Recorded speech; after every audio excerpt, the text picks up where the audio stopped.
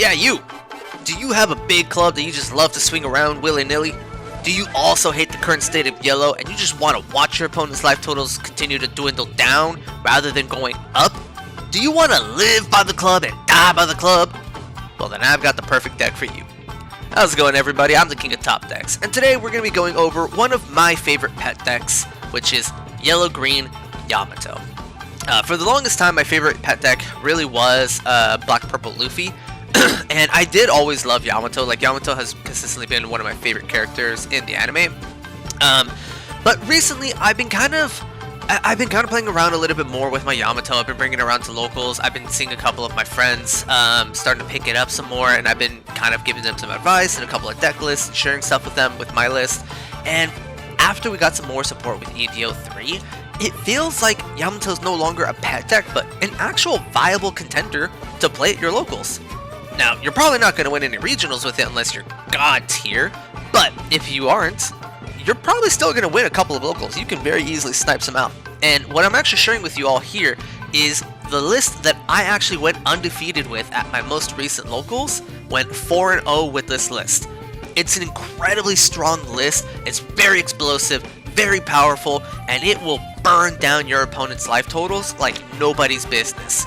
So, if you like competitive One Piece content, please make sure to subscribe, like, and share with all of your friends, and don't forget to comment down below what are some of your favorite decks, or even some decks that you're hoping that I might cover in the future. But without further ado, let me go ahead and give a quick shout out here. If you're in the market to pick up some proxies for the leaders for your decks, I would heavily recommend that you check out a local proxy vendor here in Buffalo, New York, who goes by the name of The Mail. He has some very good quality proxies, and I've actually gotten quite a few of myself, and they're really good quality. He has some really good prices for them, and I'll also include his link to his Etsy store in my bio, but I'll show you a couple examples of some that I got. Obviously, I had to get the koala, I have to have my girl being a manga. Then I've got Yamato, as I mentioned, one of my favorite pet decks to play. I've got my red-black Sabo. That is not the proxy, that's my proxy. My black-purple Luffy. And then our blue-yellow Nami. So, some incredibly good quality proxies here, and if you use the link that's in the description below, you'll actually be able to save a little bit off your order. So please go ahead and check them out, and I'll be making sure to link making sure I link their store in the description as well. Back to the video. Alrighty, so now that we're all done with that, let's go ahead and actually dive into the deck here. So, what does Yamato do, and why is she so explosive? Why does she make some of your opponents go, "Ah, it's this deck," whenever you pull up with it? Well, let's start off by explaining her main passive effect here. Double attack. That's it, just double attack. So, for those who aren't aware, double attack is a key term that says when this deals damage, you're going to deal 2. So in other words, if you can connect this into your opponent's life and they cannot counter out of it, or if they choose to take their life, they will be taking 2 life instead of simply 1. So, as you can kind of imagine, that's pretty good. Now, in the state of OP-15, it's going to be a little bit trickier for Yamato to find her footing. I think it's going to be just a little bit difficult because of just how oppressive a lot of the yellow decks are going to be. Everything's going to have a million triggers, and with Yamato, you're effectively giving them double triggers. But you can still mess up a lot of people's plays, just for the simple fact of them having to take that second life.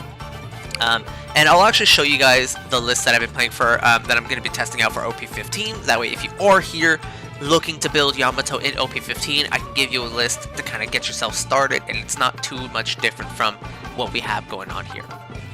So that's what the leader does. Let's go ahead and dive into the actual cards that make this deck run. So we'll be starting off with our 3-cost Dracula Mihawk. So Mihawk is a 4k power 2k counter that says on play, if you have 2 or less characters, you can play up to 1 4-cost or lower Shiguro Kingdom or / trait character card other than Mihawk from your hand rested. So we have a couple of options that we'll be able to play out with this Mihawk, and I'll kind of break through them. We really only have 2 options, but because of the options that we can play, it makes this Mihawk actually pretty valuable, because one of the things that Yamato can sometimes struggle with is not having enough board presence. And if you don't have enough board presence as your opponents begin to block her up, that is really going to be the biggest weakness for this deck. Any deck that has a million blockers, we will struggle against. So it is very important to maintain that board pressure and maintain board control when you are against a blocker deck. And so Mihawk kind of helps us keep that tempo going. While we might be losing a 2k from hand, we will still get effectively a 2-for-1 on the board. And so I'll show you some of the options that we'll be able to play out. So one of our first options is Kinemon. So Kinemon is a slash trait character who is 4 cost, 5k power with 1k counter. That says on play, you can restand 3 of your Dawn. And then you cannot play any more character cards for the rest of this turn. Ideally, if you're going to play him out, you want to do him towards the end of the turn after you're done playing characters, or when you know for sure you're not going to play any more characters. And then he has an on KO, rest one of your opponent's cards. So with Mihawk, you can potentially play out this Kinemon, and he will come in rested. So if your opponent does decide to spend their next turn trying to swing into it and you just can't save him, you're going to rest something in return. You can potentially rest their leader, you can rest their Dawn, you can rest another character. You can rest whatever you want. Like, honestly, you could probably just rest one of their eyelids if you so felt like it. So Kinemon is a really helpful card for us, and it's incredibly powerful for our early game aggression, because if we are going second, this allows you to get a 5k body on the field, while still having all 4 of your Dawn active to attach to your leader and just swing for 9. So being able to swing for 9 on turn 2 with double attack is insane. Like, no other deck is gonna make your opponent lose 2 life on turn 2 like this. So when you are playing against a Yamato, the first thing you have to think to yourself is, okay, do I have enough counter to get myself to 10k? And if I don't, how comfortable am I with taking 2 life at this point? So this is one of our best early game plays, and you'll want to play him out as on curve as much as possible. Up next, I have 3 copies of the Trafalgar Law. He's a 6 cost, 6k power. It says if you have 1 or less life cards, this character gains blocker. And then on play, you may return 1 character from your hand, or to your hand, and play out 1 character with a cost of 5 or less from your hand rested. We'll have a couple of options that we can potentially play out with this law. And we'll go, like, obviously you can play out the Kinemon with him, that we can immediately restand a couple more of your Dawn, while bouncing back something else that you might want to keep in hand for some counter. But we'll kind of go over some of the other things that we can potentially play with him. He's a really good card. Honestly, he kind of gives you some blocker.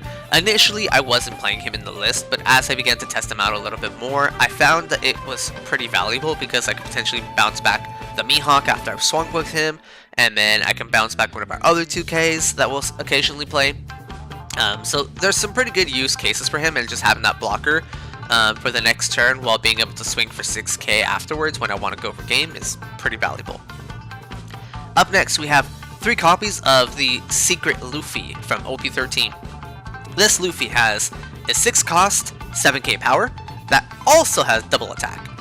And on play, if your leader is multicolored, restand 4 of your Dawn, then you cannot play character cards with a base cost of 5 or more during this turn.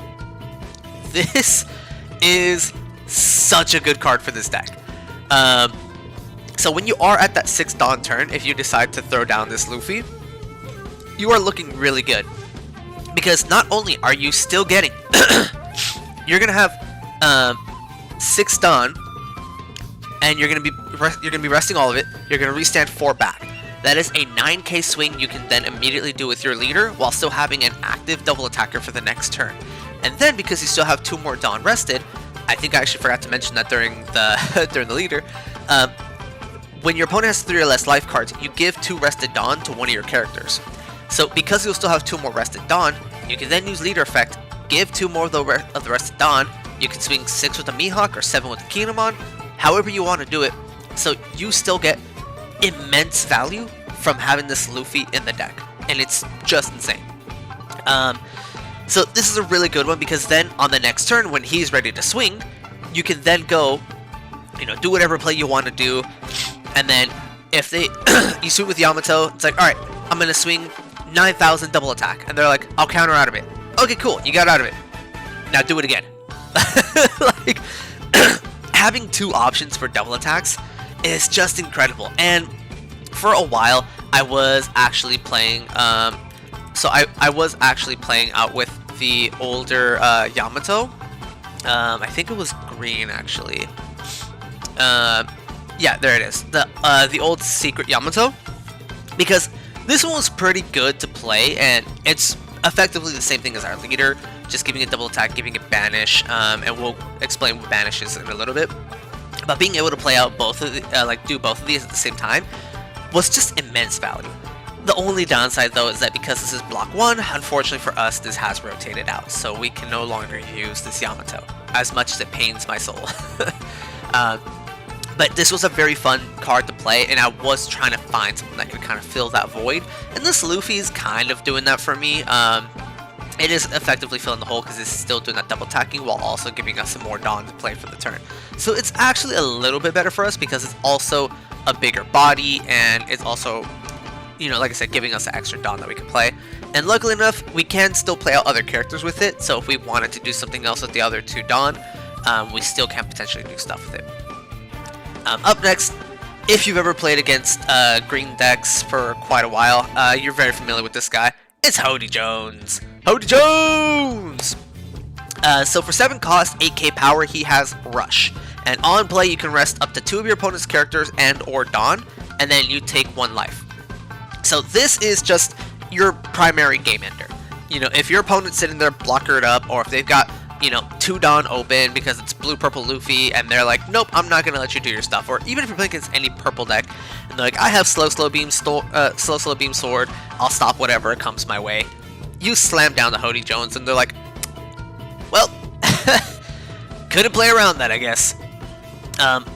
Just you being green means that your opponent has to play with the potential of you having Hody Jones or DMG, and if they aren't playing around either of those as you're trying to go for game, they will lose the game on the spot if you happen to have it. So sometimes your games will come down to, do you have the Hody or the DMG or not? And you'll kind of see that as we continue to go on through the video. You'll probably see that as we go, because Hody is a huge star of the show. Being able to just rest down 2 blockers, or rest down those 2 Dawn, or basically any combination of both, 1 blocker, 1 Dawn, is incredibly valuable. So he's your main game ender. When you see him, you want to slam him down when you think you can go for game. Up next, we've got our Searcher Yamato. So Yamato is a 1k 0 power with 1k counter that has Dawn times 2 on your turn. This character gets plus 3000. So what you can effectively do with this is, we'll go over the on-play as well. With the on-play, look at the top 5, reveal a land of Wano with a cost of 2 or more, and add it to your hand. So this is just your turn 1 Searcher. It's also very good early game aggro play as well, because when you swing with your leader, if you manage to get them down to 3 or less life, you can then use 2 of your rested Dawn, immediately put onto her, and swing for 5000. For 2 Dawn, you're swinging for 5000 on a 1 cost character. So it's really, really powerful. It's really strong. The only downside is that she just immediately dies to any Weenie Hut Jr. on the crackback. So sometimes it can be a little bit unfortunate, and it's kind of hard to keep her around sometimes, but realistically, when you're playing her and when you're trying to swing with her, you're only swinging with her when you know that you can at least get a little bit more aggression, or when you need that aggression and you need the value for that 5k swing. Otherwise, you're probably going to let her sit on the bench and just keep her there until you're ready to potentially swing with her one day. Up next, we've got 2 copies of our Onami.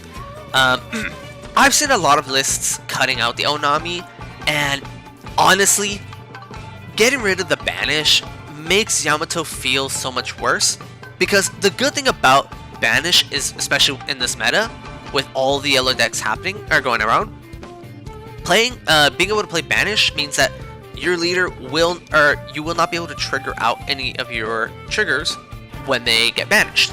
So when you do double attack banish, you're literally just trashing the 2 cards of your the 2 top cards of your opponent's life. So if you thought Nami was bad, you know, our 5 cost one that we've gotten from EB03, if you thought she was annoying, here's Onami with Yamato. Get banished, double attack. What are you gonna do now? So it's incredibly valuable, And the KO, so it has a trigger as well to KO to one of your opponent's 5 cost or lower characters, which can actually be pretty relevant. I've had this come up in a Mihawk game once before, where I got this after he had swung with his Tashigi, and he didn't have any cards that he could rest for the Tashigi, so I was just immediately able to pop the Tashigi. Pretty freaking good. So this trigger can actually come in handy quite often, and you'll be a little bit surprised by that.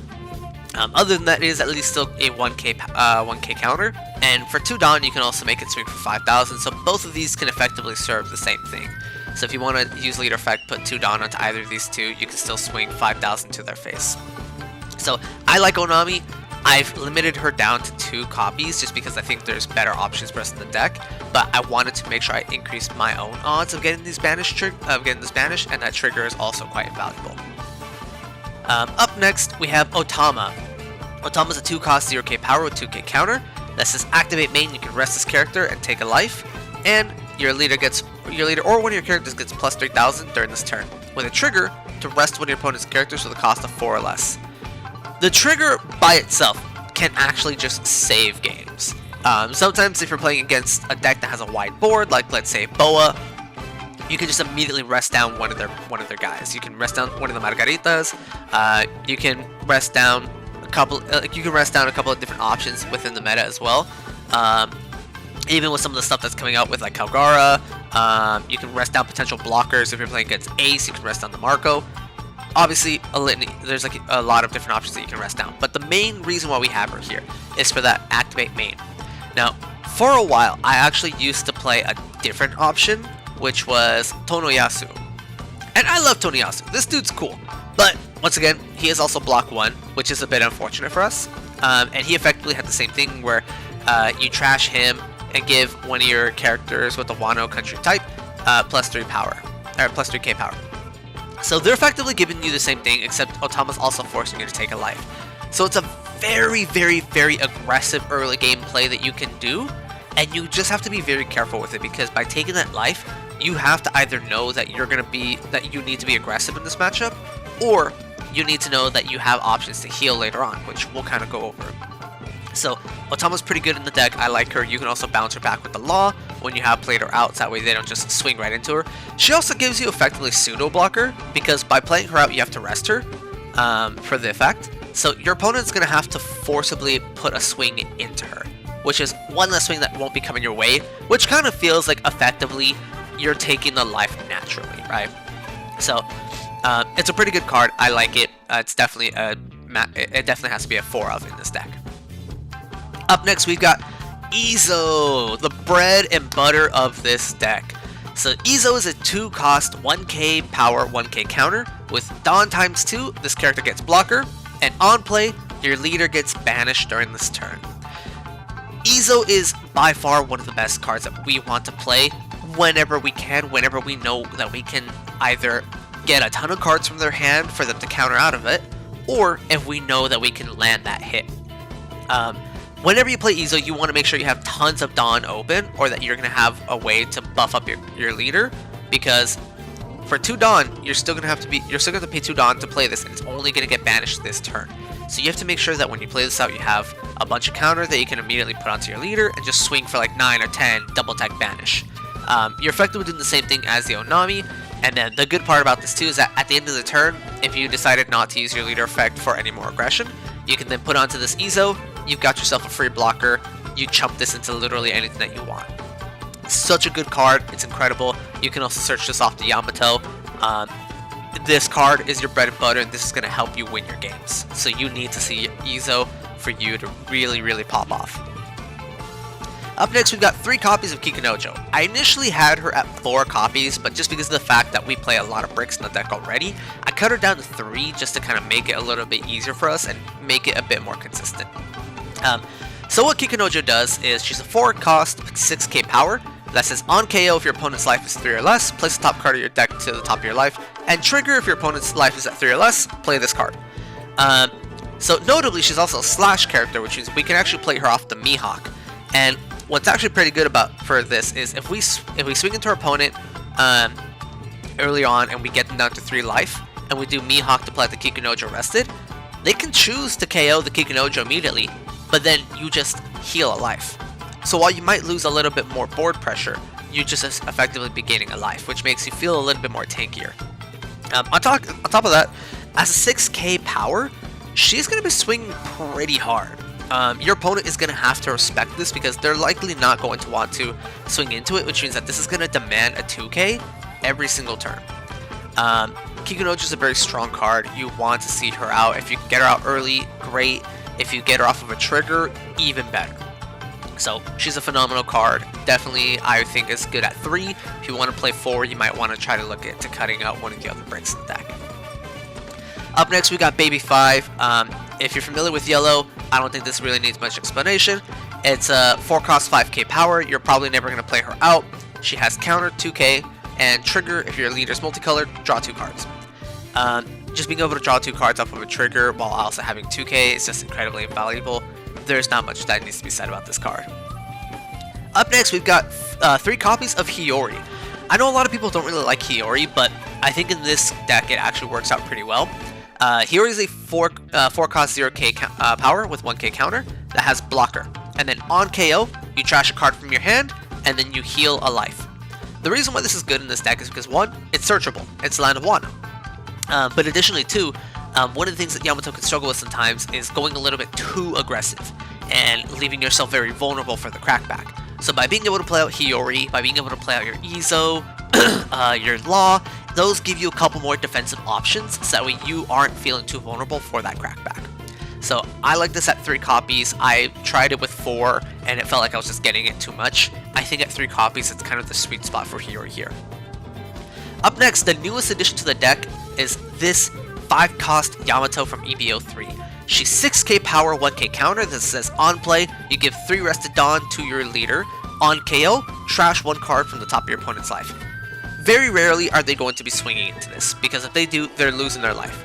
But additionally, on your turn 5 play, on your 5 Dawn play, you play her out, you immediately get 3 Dawn, so you're swinging 8k, and you have an established 6-cost body on the board that is going to be pretty sticky. So this card is just an incredible boon for the deck. This has made this deck feel much more powerful and a lot stronger, and this is going to be a staple for the deck going forward. You're probably never going to want to remove this from 4 copies. Up next, I got 3 copies of Kuma. I mean, it's Kuma, not much needs to be said about it. 7k power, 1k counter, on play, trash 1, heal 1. On your opponent's turn, if he gets KO'd, you get to heal a card. It's pretty good. I mean, healing is always going to be pretty valuable, no matter what meta it is. This will help you stick around for a little bit longer. And then last but not least, we have 2 copies of DMG. DMG is a 1-cost counter for 3k, or for 4 Dawn, you can rest 2 of your opponent's characters or Dawn. This is also very valuable for you pushing for game, like I mentioned with Hody Jones. You can rest down some blockers, rest down some Dawn, make sure that you can really connect that last hit that you need. So this is the deck that I have that I had for locals that I went 4-0 with. This is a deck that I've been having a lot of fun with, that I think has just been very consistent, very aggressive, and has been working really well. I did also want to share my OP-15 Yamato list that I'm kind of working on. Like I said, not much has changed. The only real 2 changes that I made was removing the 3 Kumas for Borsalino Slop. You know, as much as we hate Borsalino, at the end of the day, it's going to do the same thing as Kuma. You're going to be healing while also establishing a blocker. It's stupid. I hate this card, but you have to play it sometimes. And then I also put in 5 so I took out the Law and put in 3 copies of this 5-cost Luffy. He has 7k power, and then he says if you have 6 or more Dawn on your field, he gets Rush. So you'll probably be playing him as a late game card. And when your opponent activates an event or a blocker, you reveal the top card of your life, and he gets plus 1000 power for each 1 cost on its card. So guaranteed, he's going to be swinging 8000 if your opponent activates an event or blocker. And because it says when, that means this can happen multiple times. If your opponent activates multiple events, multiple blockers, you can activate this multiple times, assuming that you have another card to reveal at the top of your life. So, the notable thing about this too is that I think this is probably something I might have to look into a couple of rulings about, because I'm not sure how this is going to work. But because it just says reveal, I'm not sure if you have to flip it face up, as some cards have mentioned, or if you just show it and then put it face back down. So I'm wondering if you can still reveal the same card multiple times. Either way, this is still going to get you some incredible value, because guaranteed he'll be swinging 8k if your opponent does play into this, or you're forcing your opponent to have to take a lot of life or use a lot of counter before they were ready, and then have to just commit it all into this swing here. So this is going to be, I think, a pretty good aggression card for us, and I think this can get us some more value. So this is something that I definitely want to play around with, and I think this is going to be my starting build for OP-15, and I'll kind of probably play around with it from here. So that's it for the deck list and the deck profile. Let's go ahead and head on into some games so you can see this deck in action. Alright everybody, so we're going to go ahead and get started here with our first game. So we are going to be playing a little bit of the yellow-green Yamato here. So as I've mentioned a couple of times before, this is one of my favorite pet decks. Sometimes it does well, sometimes it doesn't. It's just the nature of Yamato. It's very swingy. With this list, you ideally want to go second. Primarily because, yes, while you do have a pretty good odd curve, if you do have to go first, you're able to pull out your Yamato and Yamato on curve. But I much prefer having that extra Dawn, so I can make a very, very strong swing on turn 2. Which is actually the reason why I'm keeping this hand. Because, well, you might be looking at it and like, well, you don't have anything to play for 4 Dawn. I don't care about playing anything on 4 Dawn. I'm attaching everything, going bah! Right to the face. So we'll start off with the Yamato search. We will actually grab the Kinemon. So that's actually going to be my play for when I have 4 Dawn. So this is actually, oh my god, this is actually a really disgusting and aggressive hand for us here, because this is going to allow us to get an incredible amount of value. So this turn, we're going to be playing at the Kinemon. He's going to restand 3 of our Dawn, and then we're just going to immediately attach all of them to our leader, just swing 8,000 at his face, double attack. So, luckily for us, this is Shirahoshi. This isn't going to be the best matchup for them, I'm pretty sure.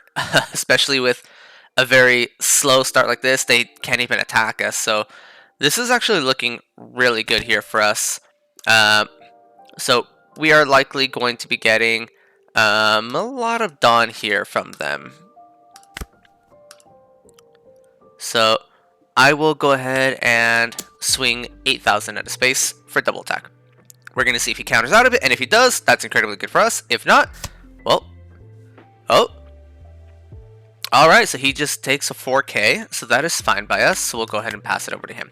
So at least it's one less 4k that we're going to have to worry about throughout the rest of the game. Not too bad, but at the end of the day, hey, if he's got the counter, he's got the counter. Not 100% sure why he's attaching Dawn to his leader right now. Alright, so he plays up the Madara. So he's just going to look at the top 5, grab some stuff. Yeah, so I'm not super familiar with how the Shirahoshi plays, because I'm aware that the Shirahoshi has gotten some pretty good support fairly recently. There's actually a guy at our locals. His name is Norm. Shout out to Norm. He's a really cool guy. He always plays a bunch of cool rogue stuff as well. And one of his favorite decks that we've seen him play is the Shirahoshi and Foxy. And Foxy is also disgusting. Foxy like hard shuts us down. But yeah. But it's a pretty cool deck. I haven't actually gotten a chance to play against it, but I do know that every time he plays against people, they just end up going to time, because I guess this is the stall deck of the century. So I mean, that's really all that I know about this. But I think we'll just go ahead and just immediately send it here. So we'll just go ahead and attach that 3 Dawn. So I think what I'll do here is, I think I'll start off by first swinging. So I'll first start off by swinging here. Okay. Then we'll swing here.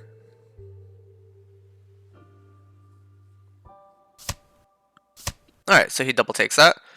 And then, honestly, we might as well just swing into this.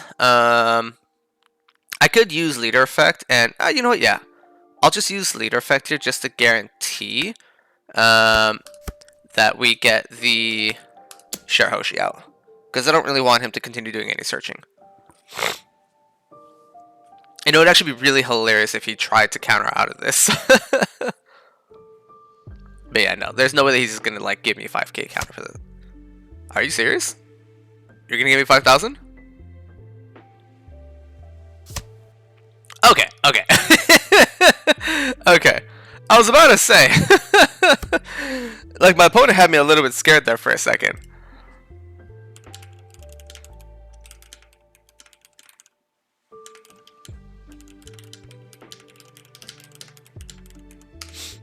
I just had to make sure I let him know like that. He had me thinking for a second. They're like, wait. That was kind of funny. Alright, so he's got an... Ooh, so he's got another You're Not My Type. So I gotta be a little bit careful with that.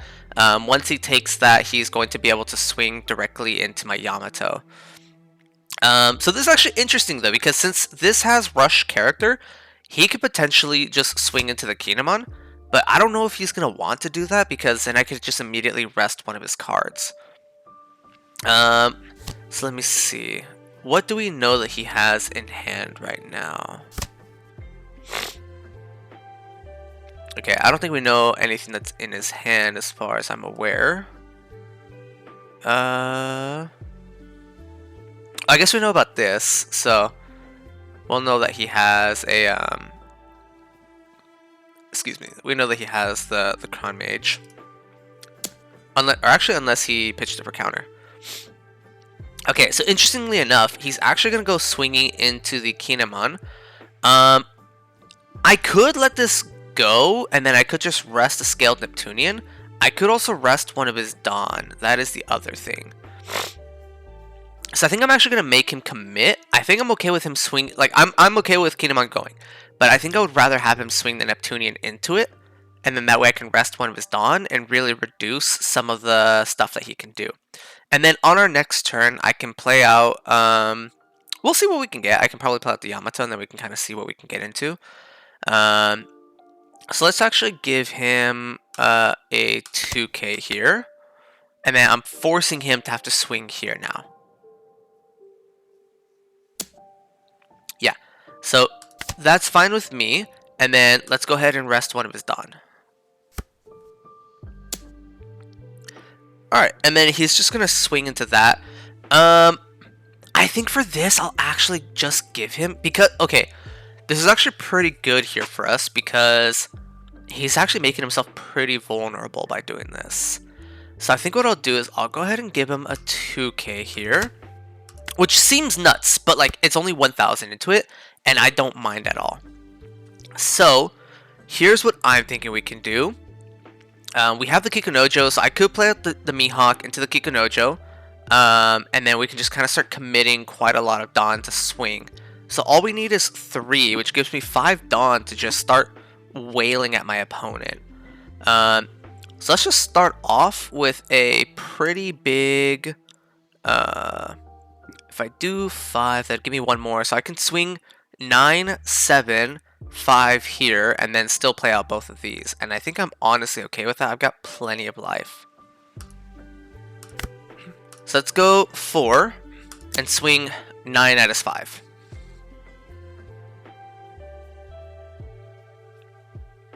I'm just not going to bother at all with any of his board. So he's going to do his trigger. He's going to pop the Yamato.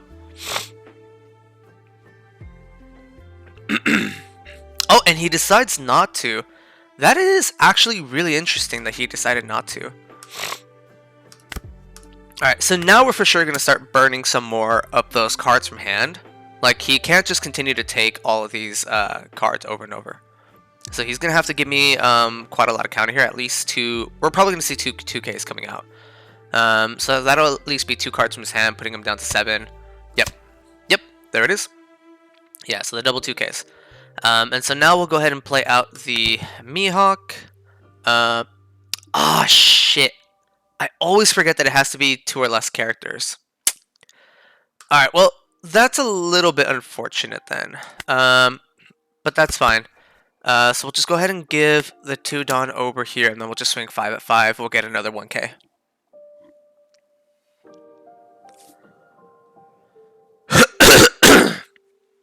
So yeah, that's actually a little bit of a misplay on my part. I forget about that sometimes, and it is the fact that he's taking all this and going to 0 is a little bit interesting for us. But I mean, we'll have to see what ends up happening here. I'm sure he's probably got some ways to heal back his life. So we will have to see what ends up happening. What I do find interesting though is I don't understand why he keeps putting a Dawn onto his leader. I don't think I quite understand that part. But I mean, I also don't play Shirahoshi. So I mean, if any of you guys play Shirahoshi, maybe you can let me know in the comments. So there he goes. He's going to go ahead and heal 1. He's going to reveal. So that's actually not the best card for him to have. But playing out the Scaled Neptunian for free is pretty good. So now we're going to see him double rushing into me. But unless he has a blocker for 4, I don't think there's too much he'll be able to do. So we're going to have to see what happens here. Because we do, of course, have 2 attacks we'll be able to do. If he decides to try to clear board, I'm just going to trash the top card of his life. So we're going to have to see what he decides to do here. So I'm okay with... No, okay, so he does not have that. Okay, so that's fine. I'll let the Yamato go for that. For 6k into a 1k, I'll take that.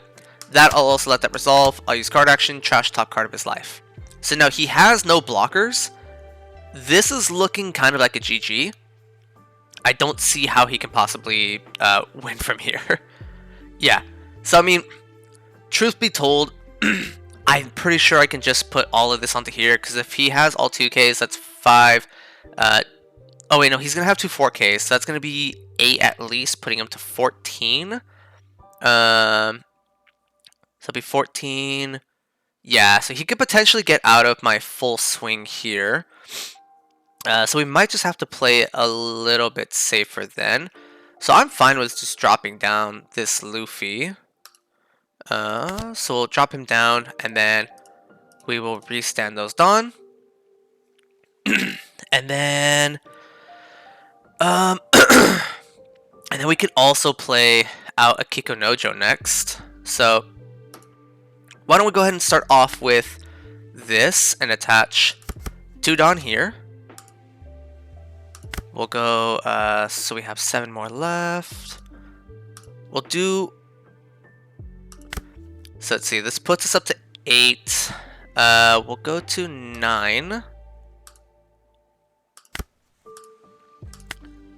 So swing 9, forcing him to use the event and an extra card in hand. And then we still have 5 more Dawn that we can attach where we want. Alright, so there's a 1k. Here comes the event. Yep. Yeah, so we already knew that he had that. And then, of course, because he still has the 1 more Dawn open, we know that he still has a second event in hand.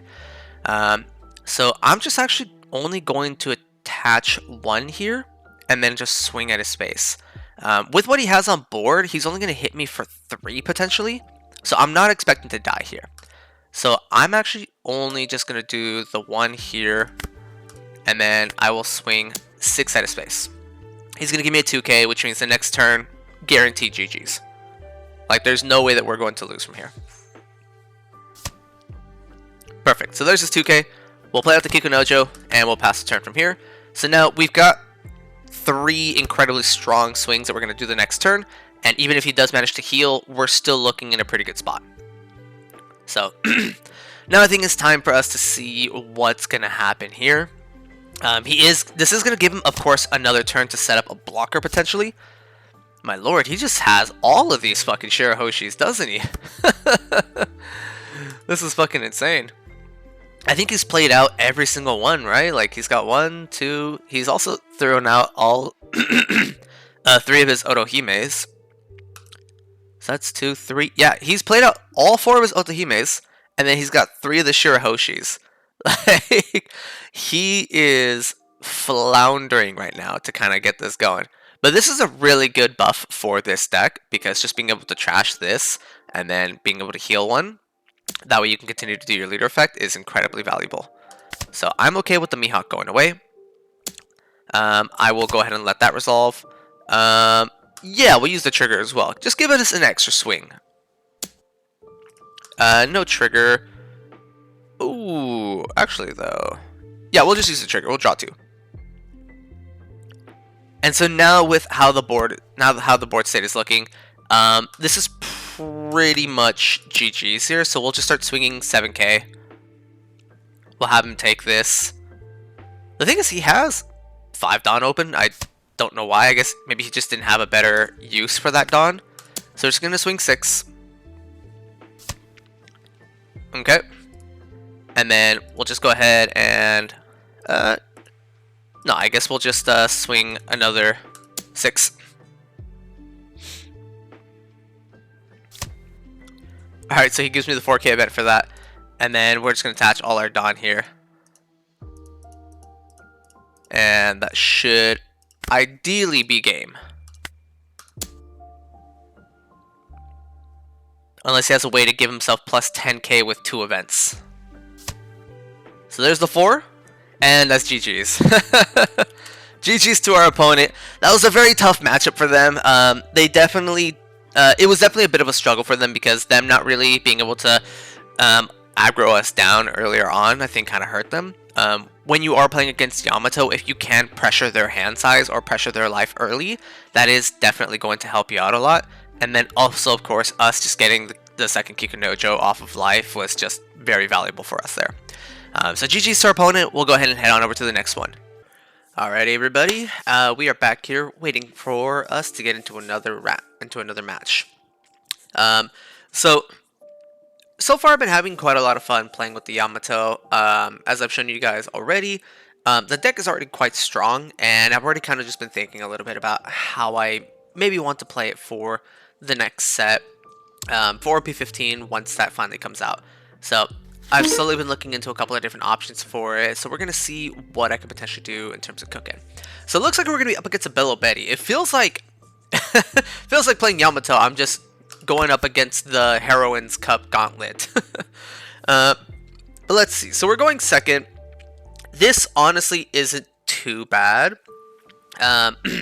If I'm getting pressured down pretty hard, so we have to keep in mind the Betty is going to be very aggressive. It's going to go wide. That could potentially be a little bit of an issue for us. So if they do end up going wide and they do end up going with a little bit of aggression, I think I've got a couple of low to the ground bodies that I can kind of do some swinging with. So I think I will actually end up keeping this hand. So I did want to opt to go second here because the thing is, when it comes to Betty, I don't think Betty really has much of a preference going first or second. I think they prefer to go second so they can have some extra Dawn. Karasu is 4 cost. The Ivankov is a 1 cost. Part of me is kind of thinking that maybe this is one of my buddies so we play at locals with. Oh, interesting. So this person's playing the Hormone. Alright. I'm definitely not a fan of that. I'm very certainly not a fan of that one, to be honest. So we did actually draw into the Otama. I'm thinking about potentially playing her, but the thing is, I don't think I really want to play her down because they can play down Kuma and pop her in the next turn, so she'd be a little bit vulnerable. And I don't think I want to play her on the next turn, just because of the fact that we're probably going to grab Izo here. I don't want to play her on the next turn, to be honest, just because of the fact that I would be taking a life, but here's the thing. We know Betty is going to go turbo aggro. He's going to be swinging 3 bodies at me with at least 8,000 power. So it'll be a little bit tricky. I don't really want to play into that. And so I think I will just end up taking this first hit. Obviously, we've got no trigger on that one. But this is looking really good for us now. So getting the Kinemon here is actually huge, because now it means we can do this play. We can play out the Kinemon. And now we can restand all 3 of our Dawn. Now we can just go ahead and attach all of that. And swing. 9 double attack. Give me some counter, baby! And so now he has to think here for a sec. He probably wasn't expecting me to swing 9,000 out of space. Although, I mean, if you're playing against Yamato, you should probably expect that their very first turn to attack, they're just going to commit every single bit of that Dawn into that swing. So you should be ready for it. So, looks like now he's looking into his counter step. I think he's just trying to think a little bit. Because he could potentially get out of this with 2 2Ks And actually, sorry. So we know that he has, yes, that's right. So we know that he has the hormone, which of course costs us 3, and then he gives us a 1k, and he has to give us 1 more. Wow, this is not looking good for this Betty. I'm gonna be completely honest. Oh, and he's playing Trigger Slop. All right, all right. So he's playing Thriller Slop. That's always fun to play against. So this is going to be a little bit of a guessing game when it comes down to what's going to end up happening in this matchup.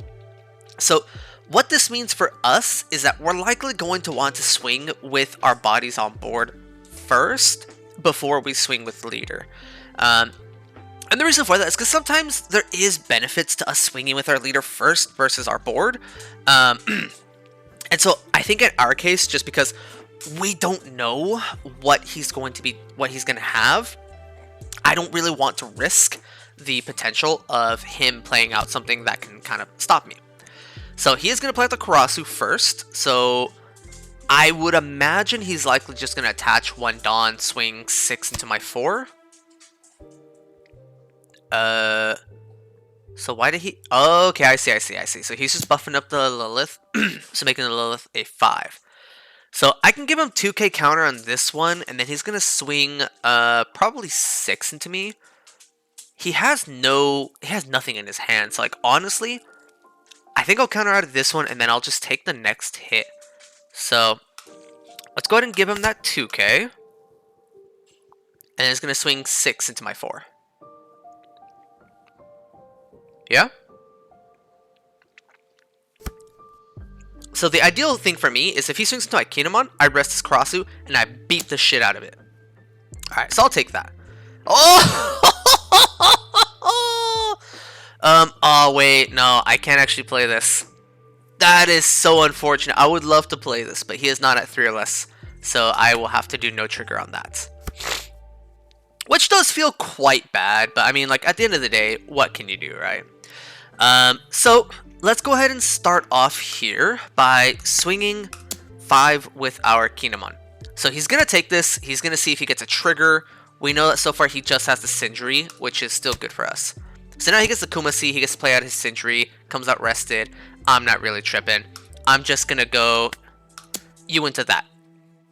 Bye-bye blocker. Although, ooh, you know what?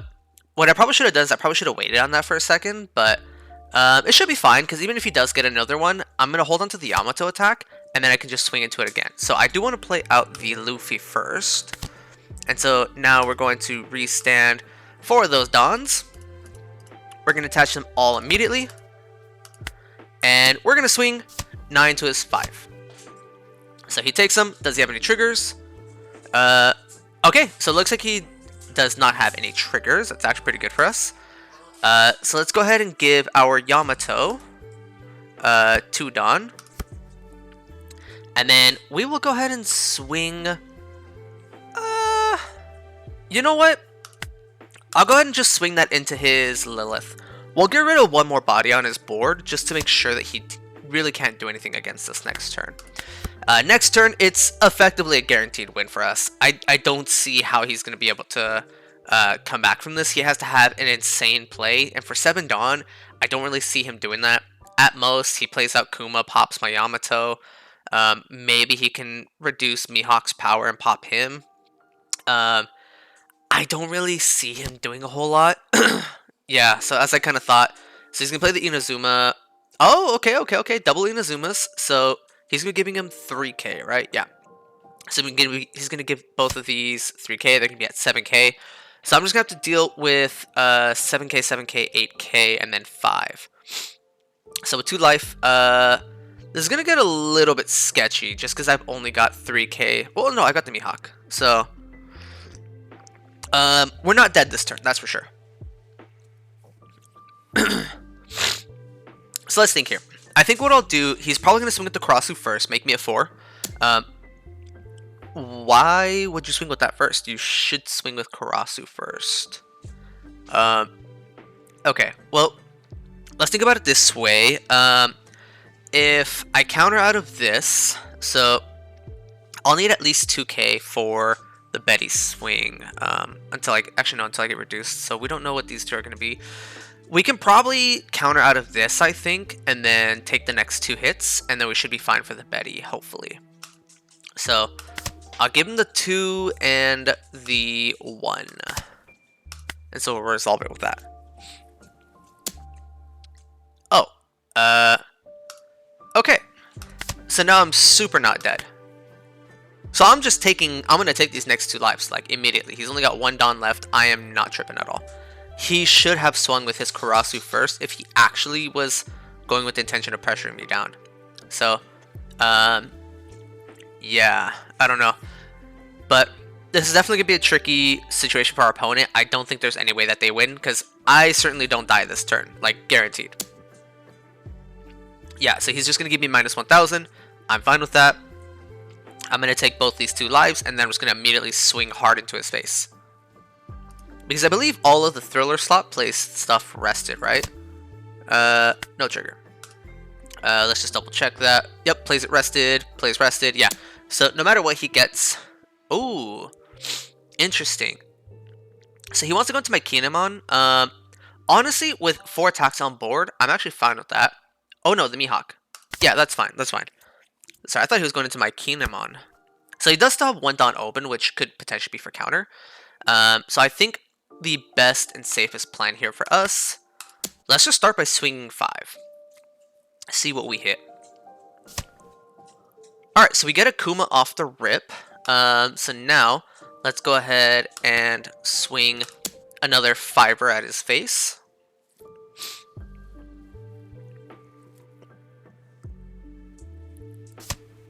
Okay. And so... Oh, is he debating about a trigger? So I think what I'll probably do here is... Oh, okay. Alright, well, that's GG's. So, well played to our opponent. He definitely tried his best. I don't think that was really going to save him there, unfortunately for them. Ooh, and my last life was going to be a Monkey D. Luffy. So that actually could have been bad if he actually would have just swung straight at my face. And actually did it in the correct sequence. He actually could have... He honestly could have potentially sniped it out. But unfortunately for him, he just had some really awkward draws. I don't know, his card choices are definitely questionable. I really don't like this card. I think this card is horrible in this deck. But yeah, that was a little bit awkward. But let's go ahead and move on into the next match. So as you've seen so far, the deck goes incredibly hard. It's a very difficult deck to keep up with. That is a mulligan of all time. Yeesh. That's not that much better, unfortunately. But we are going second, so this does give us a little bit of hope. So we're going to pass this turn. Next turn, we're going to do the Mihawk to the Kinemon. He's going to do some soul searching here, I would imagine. Yeah, so he's probably going to do search with Perona, search with Kozuki, and then we're going to see what ends up happening here. And so off the rip, he has his Tashiki. So that is going to be a little bit of Danger Town for us on this next turn. Just because of the fact that he is going to be... So this actually makes it a little bit tricky for us, because next turn, if I want to play out the Mihawk into the Kinemon, he's going to... Well, he'll still be able to rest it no matter what. So I might as well do this. That way I can rest out his Tashiki, and then we can slam into after playing out the Luffy. So I'm actually going to go ahead and take this. Oof, that's unfortunate for us. We're going to have no trigger on that one. So this is really unfortunate for us, getting the Kikunojo right there. But we're going to see what we can potentially rock here. So now we have 2 choices. We could play out the Kinemon or the Kikunojo. I still think the Kinemon is the best play. So we are going to do that, playing out the Kinemon, and then restand that 3 Dawn. And then we're just going to immediately attach all 3. I mean, he's just going to block it, but, I mean, hey, at least we get rid of the blocker immediately, so that's just one less blocker that we have to worry about. Yep, right into the blocker. Alright, so that's fine by me. He's going to play out the... Yeah, so this is already not really looking too good for us, but I mean, at the end of the day, we got to do what we got to do. So, he's probably going to swing straight into the Kinemon, and if he does, I'm resting Tashigi, and I'm going to slap the fuck out of her. Because with the Luffy, yeah, so with Luffy, we are going to restand for that Dawn back, so I can swing 9 into a 7. Oh, okay, so he decides not to, so he's playing around the resting. So that's fine, and then he's going to swing at my face. I'm probably just going to have to take this, to be honest. It's a little bit unfortunate for us there, but it is what it is. Alrighty, so I have two options. I kind of want to play out the Ezo and then pray that he doesn't have enough in his hand. What I don't want to swing with Kinemon first, just because that feels like I'd be throwing with that. So we could potentially play out the Luffy into the Ezo, which I think is what I'm going to do here. So we will go ahead and restand that 4. Then we'll play out the Ezo. We'll get that 2 Dawn. And we'll swing 7 at his 5, double attack banish. If we're lucky, this goes through. If we're not lucky, he's got double 2Ks. So this is where we see him pitch his 2Ks. There's a Kikunojo, and he's going to give us at least another card.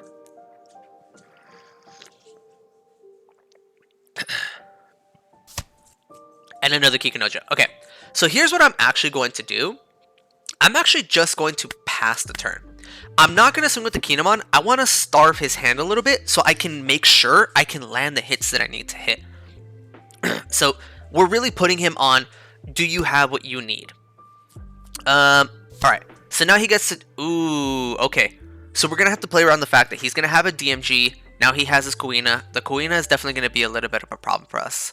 So he's likely just about to rest my Ezo and just smash into her. Which sucks, but I mean, she would have effectively done her job. Oh, nope, he decides to go into the Kinemon.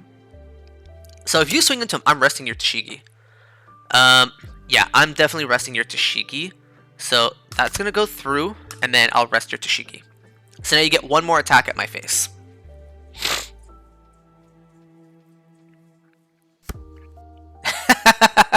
I thought so. Okay, so here's where we can make a little bit more of a decision. So I think I want to play out this Kikunojo.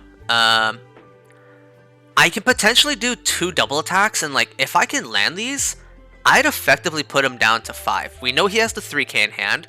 I do want to get rid of one of these two. I'm probably going to get rid of the Kuina, but I would like to get rid of this Tashigi immediately. So we're at 8 Dawn. I'm going to have to commit some Dawn onto this Luffy. If I can give him 4 Dawn, I can force him to use DMG plus some extra stuff. And then that would still leave me with enough to still be able to swing into it with my leader as well. So let's go ahead and try that. So let's go 1, 2, 3, and 4. So attach 4 onto the Luffy. And we're going to swing 11 into his 7. We're going to force him to give us a lot. Okay, perfect. So he lets the Tashigi go. That is beautiful. That's exactly what we want to see. I still have 4 left, so I can still play out the Kinemon. And then I can attach a couple, and then go for a little bit more onto his face. Let's see if we can potentially get rid of his Kuina. He's probably going to counter out of this one, I would imagine. So this one's actually a really weird match, to be honest. Alright. I was definitely not expecting him to give us the Zoro. Okay, well, I'm certainly now just going to swing into your Kuina with my leader. I'm not going to let you continue to get free value. He's just going to swing into my stuff. But what I can do is I can play out this Hiyori and pass with that. So what this at least allow me to do is it's allowing me to still continue to turtle up a little bit. I'm waiting for my turn for when I have enough resources to really push him down and gun him down. We know he still has that DMG. He could potentially just rip it now, rest my Hiyori, and try to kill the Luffy. And if he does, that could be a little bit of an issue for us, but because he is so big, it won't cost too much counter for us to get out of it, and we've got at least 4K in hand. So he does get himself a Ryuma, so that is definitely interesting. So yeah, so he's just going to immediately go into that. I will certainly... So I still got a little bit left.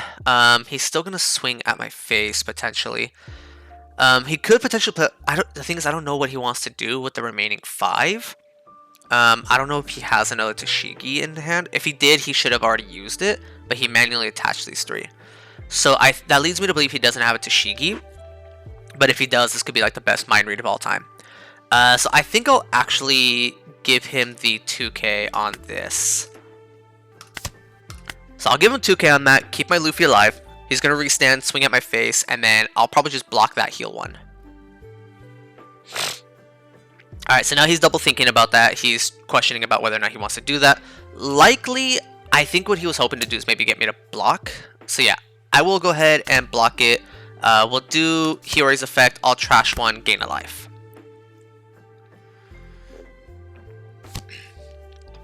Alright, so now he's just going to pop my Ezo. So that's actually really unfortunate because I was hoping to bounce the Ezo with the Law. But it is what it is. Like, we will just have to kind of get around that. So I think what I'm going to do first is, let's go ahead and swing into his Hiyori first. We're not letting him do any more searches. I think I've had enough of that. His shenanigans can stop now. So, what I think I'm going to do, I am at 10 Dawn, so I have a lot that I can play with. I could potentially still get a Kinemon, and I do want to play out a little bit more stuff. I can get a Kikunojo and a Hiyori out on this turn, so I can commit 2 Dawn onto this Luffy and just swing double attack. The only downside though is we have to remember, he does have the DMG in hand. He still has that, we have to play around that. So, let's go ahead and attach our 2, and... Or actually, you know what? Let's just swing 7 at his face. I'm sure he's still going to take this no matter what, but if he decides to rip the event, that's actually good for us. So, he decides to take it, he wants the cards in hand, it looks like. I can't say I blame him. So instead of playing out the Kikunojo, I think what I'm actually going to do is play out the Kuma. I want the bigger body. So we'll play out the Kuma, pitch and Kikunojo, heal 1. We will play out the Hiyori, and then we will pass with that. So now we're back to 4 life, and he's at 3. Yellow doing yellow shit. So now he's likely going to... Oh, alright. So that's a little bit unfortunate for us. I don't have a 2k to save this Luffy this time. So we are going to have to let this Luffy go. So unfortunately for us, that's going to resolve. I'm not going to do Hiyori's effect this time. I'm actually fine with the amount of life that we have, and we don't have enough cards in hand. So now he's going to swing, into our Luffy, and unfortunately I don't have the counter to keep him alive, which is really unfortunate for us. But sometimes that is what it is. So he still has 5 left over. We'll go and let that go through. We get our own DMG. That's pretty cool. And so now we'll have to see what else he decides to do. Okay, so now he's going to play out his own blocker. I'm going to go ahead and let this one resolve too. Rest that shit, boy! Ooh, and we get the Hody Jones. Okay. Do we think... No, there's obviously no way that we can go for a win here. But getting a Hody Jones here is actually kind of nuts because it'll let us potentially get some aggro onto this Tashigi. So first of all, let me see if I can potentially kill this Zoro just off the rip. See if we can just get rid of that body. Yeah? You're gonna let him go, or you're gonna give me the 3k? Okay, cool. Yeah, so he's not gonna let them go that easily. So we have some options. I think what we can potentially do. So now unfortunately for us, our Kuma is rested, but it is still fine for us. I think I'm actually just gonna go ahead and play out the Hody Jones. I'll swing into the Tashigi. He's playing around having a 3k counter in hand. So let's actually see if we could potentially get him to waste it now. So I'm going to swing this directly into his face. We're likely about to see the 3k counter coming out here. And if not, alright, cool. So that still kind of works out for us. So we're going to play out the Hody, rest and rest. We'll take that life, I don't mind. We're going to go leader effect, give 2 Dawn here. And we are swinging into that Tashigi. You have no 3k counter. Give me 4k from hand. You know you want to keep your Tashigi alive. Oh, but you cannot.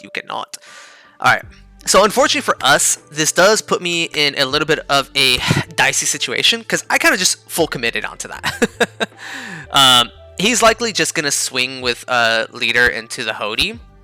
And then probably just swing straight at my face. So I actually kind of put myself into a little bit of a pickle here. So that's actually so so that's actually a little bit of a misplay for me. I kind of misplayed that quite a lot by going into the Hody Jones, taking that life. I should have played that as I wanted to go for game.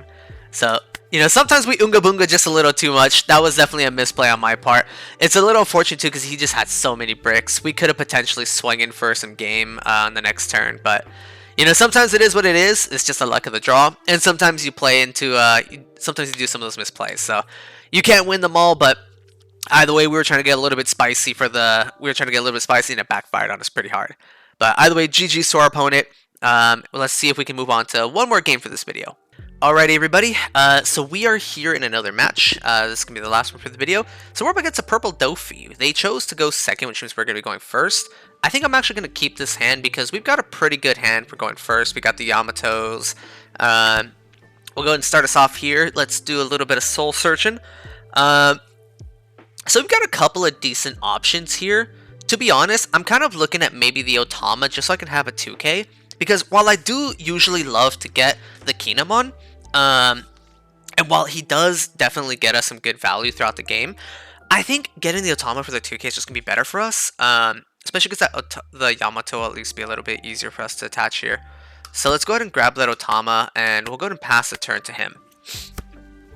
So now we're going to see him do most likely without... Oh, wow, okay. I figured he was going to do a Dellinger play, but I guess he doesn't have one. Maybe he's just strictly trying to hold on to some of his counter because he knows that this 8K swing is coming his way. So we'll see if he gives us 4K or if he decides to take this. And if he does decide to take this, this is actually pretty good for us. Alright, so he immediately takes it, which means that we're going to have our leader effect online off the rip. So he gets to do a little bit of ramping with the slow beam sword. It's a little bit unfortunate for us, but that's fine. You know, there's not much that we can do to play around the slow beam, especially off of trigger. So that puts him immediately up to 5 Dawn. So, yep, now we see the Monet coming out. He gets to ramp a Dawn, and he gets at us active, which he uses just to swing at us for 6K. I'm going to go ahead and let this go through because I would like to see what options we have. We get into the Kinemon anyways, so honestly, never punished. Alright, so now he'll go ahead and pass it over to us. So, very likely, he has a lot of cards in hand. I think he's probably just going to potentially counter out of what we have. All of his Dawn is rested though, so he could potentially just let me kill his Monet, but if he does, he's losing out on the potential for board. So I don't think he's going to let me play out kill the Monet. But we'll go ahead and put our 3 Dawn onto leader, and we're going to swing 8 at his face. So if he does decide to use leader effect to throw me straight into the Monet, I'm going to use my lead. Okay, perfect. So he does do that, which means I can actually just use my leader effect, all swing into the Yamato, and we can just make sure that we can get another counter from his hand. So now we're going to do leader effect, swing 5 at 5. We're going to get another card from hand. So with this, he effectively went neg1 by allowing me to kill his Monet, because not only did he have to draw, so he got to draw 2 cards, but he had to trash 1. He did also get to ramp his Dawn, so now he's already at 9. Which means that we're very likely going to see the big Dofi coming out, the 8 cost, into what I would imagine would be a Rosinante. So him potentially having 2 Dawn open is going to be a little bit problematic for us if he does have slow beam. But he decides to opt for some smaller guys instead. So it's a little bit interesting. So I'm still going to have a lot of Dawn that I can swing for turn. He only has 1 Dawn open. I'm trying to think about what he can play, but I don't think he'll have anything. So he might still actually have the slow beam. Let me see. Then rest one of your opponent's characters. Yeah, so he can't rest my leader with it. So I think what I could potentially do... I guess there's not really a good way that I can play around the slow beam, because Treble will be able to stop it, and then he's gonna heal himself with this baby 5. So I think what I should do is I should just play out the Luffy now. That way I can try to do my best to pressure him out, and I can also get my leader effect. So let's do this. So now we have that. So we're gonna do leader's effect. So I'm gonna swing 8 into his 5. He's gonna do leader ability. He's gonna or not. Okay. Well, what I could potentially do. So I don't want to actually. I don't want to do the banish play because he hasn't done leader ability, so I know he's just gonna immediately redirect me to the baby 5. So what I'm actually thinking about instead, let's actually play out the Kinemon. That way I can make sure that I also still have some extra bodies on board, because I have a suspicion he's probably still going to try to clear my board. I don't know if he's going to want to swing into the Yamato. Yeah, so there we go. He's going to go straight into the baby 5, and then he gets to do Treble's effect, get that Dawn back. He gets to heal 1, so overall, he effectively just got to draw a card with that turn, effectively, by taking that life and then healing 1. But now we still have to see what he decides to do. He is at his 10 Dawn turn. If he slaps down the 10 cost Dofi, he can effectively stun my board, and that can be a little bit of an issue because we don't have a good way to deal with the big guy. And I have a suspicion that he's just going to start redirecting my leader with his leader ability. But then if he does that, that's where we have the Luffy. So I do want to protect this Luffy, and I want to make sure that we can get him through as much as possible. And this is actually why I like having the Luffy in this deck, because if he doesn't freeze this, what this is going to mean for us is he's saving his leader ability for my leader swing. But now that we have the Luffy on board, he has to decide, do I stop the Luffy or do I stop the leader? And if he decides to stop the Luffy, I punish him by doing banish on leader and swinging again. And the benefit that I have is that this Onami can actually give characters banish too. So this is where it actually works out really, really nicely, still having this Onami in our build. Because since I am playing... Alright, so he actually decides to go straight into the Yamato. This is a very interesting decision from him. We know that he's keeping a lot of Dawn open, which likely means he has a slow beam sword. So I don't think it actually benefits me to keep my Yamato alive. I think I would rather just let him trash the top card of his life and see if he decides to play out a baby 5 instead. I heavily doubt that, but I think this could be a good option for us, and I can just play out another Yamato next turn. So I will let that go. I'll use the effect. Oh,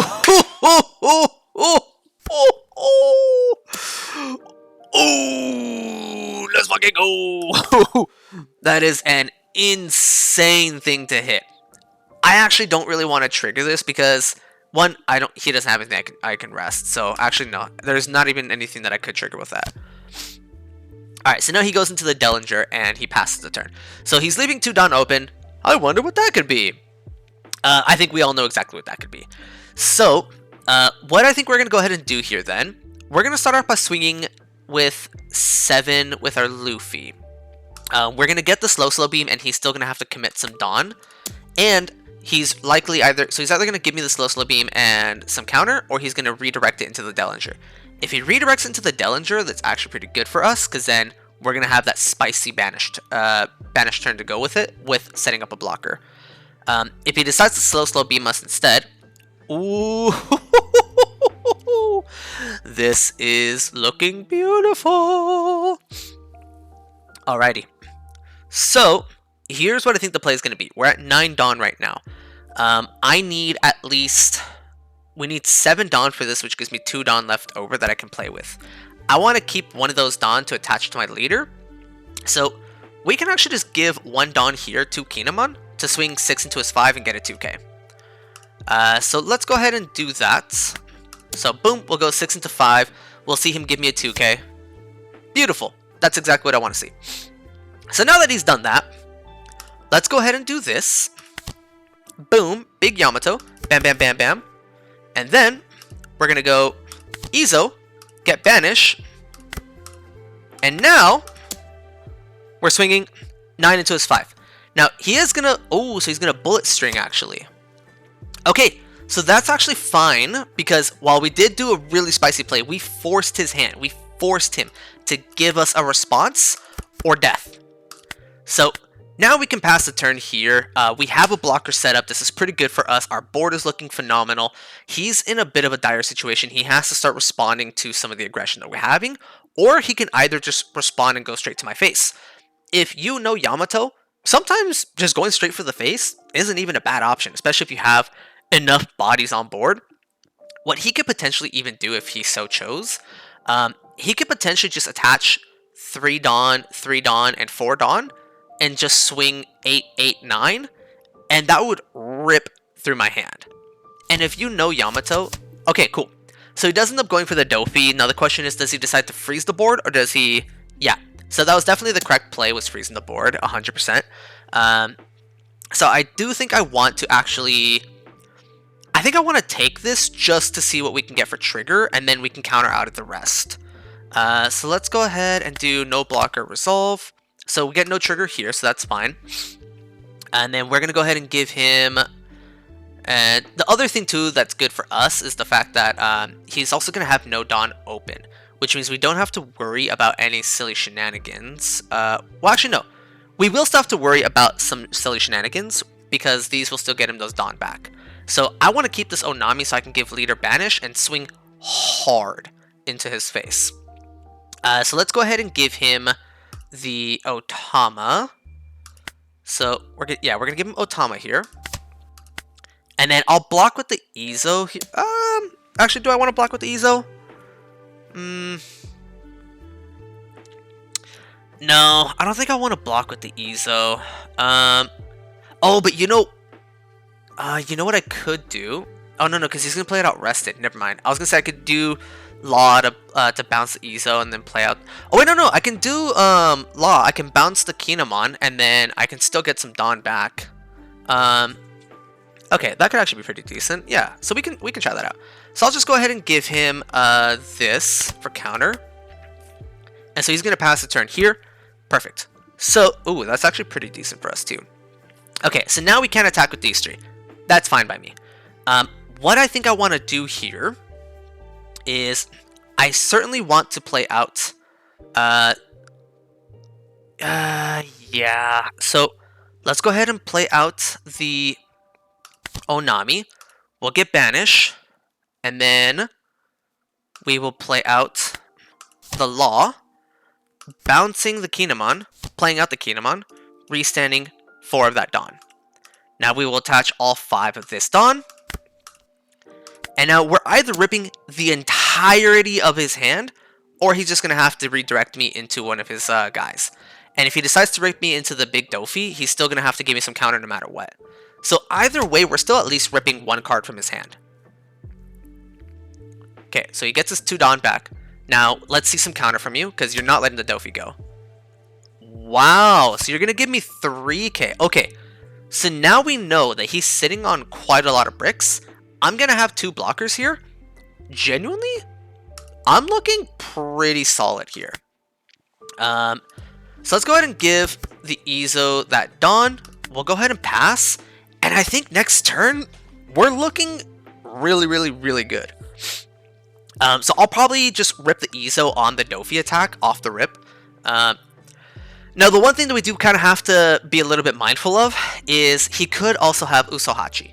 That is something to still be mindful of in playing against the purple matchup, because Usohachi is just such a busted purple card. If you're playing purple and you don't have Usohachi, even if you're not a Straw Hat crew, I mean, what are you doing? Okay, so he decides to play another purple Dofi, and he decides to freeze the board. Okay, so now he's just going to start swinging. So here's what I'm thinking. He only has 2 cards in hand. I can do a lot of swinging between these 3, and I think I can definitely rip the last 2 cards that he has from hand. I also have this Hody as well, which can also kind of help a little bit for going for that game. So let's go ahead and give him the 1k here. So we're gonna do no blocker. We'll do trash for counter, resolve. He's gonna swing with the treble, and then yeah, so he's gonna swing with the treble. So I guess here's where we have to make the choice. Do we want to play the Hody, or do we want to just commit with the 3 of these? I think the Hody is probably better, so we can get 4 attacks rather than rather than 3. So I think I'll just go ahead and... So I think I'll go... Yeah, so he can't do any more Dawn. Oh, no. Sorry. He still has... So I have to be careful, actually. He still has the Dofi. So let's actually give him... So yeah, no blocker. We'll give him the Mihawk. He's going to swing the Trouble again. We're going to do no blocker. Give him the Otama. Yep. Give him the Otama. And then last attack, the Dofi. We're going to take this. That's fine with us. He's going to pass. Cool. We're going to go ahead and play out this Hody off the rip. Let's go ahead and trash that. I mean, I guess we can just choose him, and then that's pretty much it. But anyways, so now we'll just go ahead and attach... we'll go ahead and attach 2 onto our leader. We will swing 7 into his 5.